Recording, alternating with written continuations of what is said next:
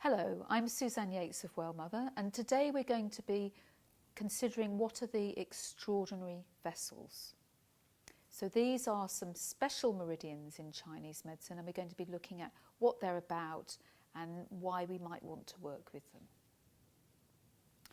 So maybe some of you are familiar with the 12 meridians of Chinese medicine, which are very much to do with the regulation of our day-to-day energy and have a 24-hour cycle. But the extraordinary vessels are much more fundamental than this, and they come into being at the moment of conception when the egg and the sperm come together to create the new being, which is us. And the energy at this moment, the Chinese refer to this as the Jing, or the essence. So we're taking on the energy from our mother and from our father, yin and yang coming together. So this fusion of energy, we can say, of course, the egg in relation to the sperm is more yin, and so we've got a yin energy coming in with a yang energy of the sperm. And these are the first two extraordinary vessels. We have the conception vessel and the governing vessel, conception regulating the yin and governing regulating the yang. But as soon as they come together, you get a third energy which arises, and this, we say, is the energy of the penetrating vessel, or the chong mai. That's the Chinese name for it. So this is our coming into being. This is the first moment of this energy coming into our body. And this is happening within the container of the egg. So there's an energy that's going around, and we could say this is the girdle vessel. I'm going to talk in a little bit more detail about what each of these meridians relate to. But these are what I call the core four of the extraordinary vessels, and they're very much there at the moment of conception. So as well as the energy being transmitted of the mother and the father at the moment of conception, we can also talk about the yuan qi, or the source qi, so qi being a term that's used to represent energy. At the moment of our conception, this will represent the imprint of the universal energy on our body. So the time of day that we're conceived, the place of where we're being conceived, the season, this universal imprint, the moment of our conception will be imprinted on the egg. So this is where the extraordinary vessels are drawing their energy from. And this is an energy that is said to support our whole growth and development through our life. Of course, most of that growth happens when we're in the womb of our mother. So I'm going to go into much more specific detail about what's happening during the 9 months of pregnancy. But we continue to grow on some level through our lives. Of course, I think I've referred to the 7-year cycles and the 8-year cycles. This is the flow, the cycle that the Chinese talk about, that this Jing has in our body. For women it's 7 years, and for men it's 8 years. And if we think about growth and development, we know that women, or young girls, mature physically. We could argue perhaps emotionally, but we won't go too much into that. But physically, they become fertile before boys. Girls have their puberty before boys have their puberty. But we have to think it's a whole cycle of energy. It's not that suddenly at 7 years everything changes. It's the completion of a cycle. So for girls, by the second cycle, so 14 years, they will have had their first period, their first menstruation.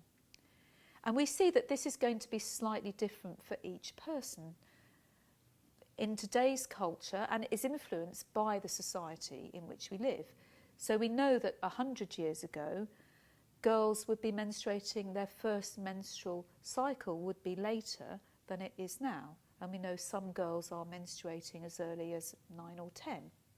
So it's not that it's at the end of the second cycle, it's during the second cycle we become fertile. And we know for boys, male puberty is a little bit later. So their second cycle is 16 years. And so these are the cycles as we go through our life.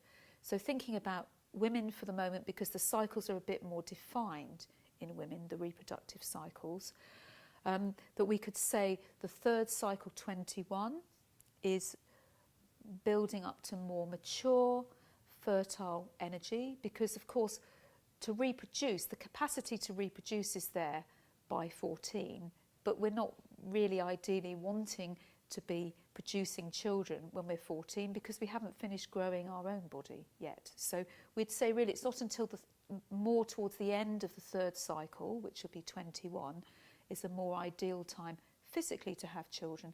But of course this relates to emotional maturing as well.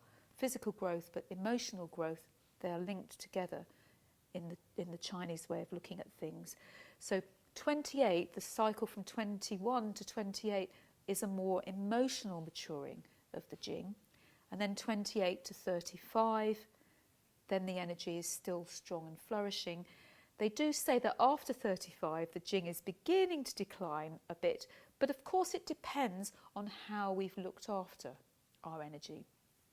So we can say that Jing, like yin and yang, Jing has an interaction with Qi.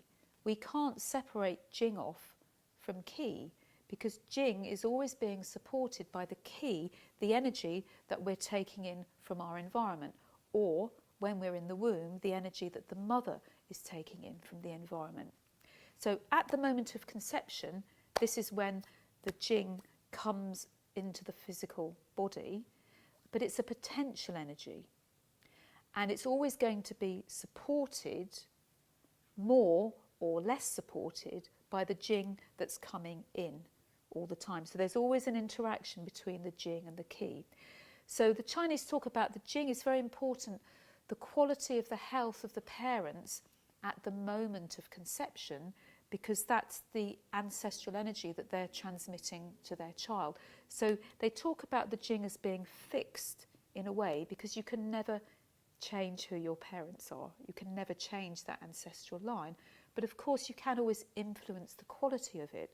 So the next most important time is during the pregnancy, when the mother is nourishing the baby with her Jing, and her Jing is the quality of her Jing is always going to be influenced by the quality of the Qi that she's taking in from the environment, through the air and through the food. And then of course the first 7 years of our life, when we're doing our most physical growing, is the foundation for the next cycle. So each cycle is a foundation for the next. So the more that we can support the Jing with our Qi, by the time we get to 35, we may even find that someone that initially started with not such a strong Jing, but perhaps had a really good support all the way through their life, good balanced lifestyle, good balance between rest and activity. Diet is a very important aspect of Chinese medicine, exercise and breathing, that at 35, maybe their Jing is still strong and flourishing, and for other people at 35, maybe it's starting to become a little bit weaker. And so that's why we can't say at 35, everybody's Jing has had it and no one can conceive anymore. Of course, that's not true. It really depends on two factors: the quality of the Jing that you inherited at the time of your conception, and how you've lived your life up till that moment. But afterwards, after 35, they do start to say it's beginning to decline, but it might be declining slower or faster, depending on how you support your energy with your Qi and your relation with the environment. And 7 sevens are 49. Then this is going, for women, more into the perimenopausal phase, 49, next 7 years to 56. That's showing really in this phase, we're not going to be reproducing and using our energy to reproduce, because we need to have the energy for maintaining our own health and vitality. So that's why the fertile cycle changes. And that's why we can say after this phase, we use then our energy for ourselves. So there's a shift in the Jing and it goes to support our maturing and aging. So that's the other aspect of what the Jing is all about, supporting us as we go through aging. So The less good news is that the Jing is declining through our lives. We can never get more. But on the other hand, the Chinese would say that if we really look after ourselves, even when we're 100, we could have a good, flourishing Jing.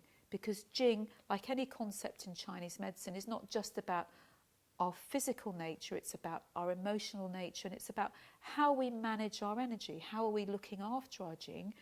Of course, if we're 100, we're not going to be doing the same kind of physical activity as when we're 30, but we can still be well and we can still be feeling good, and we just do different types of activity and movement as we're to that age. So that's really what the Jing is about, and the Jing is such an important energy that it has a whole system of meridians or channels which support it, and these are the extraordinary vessels.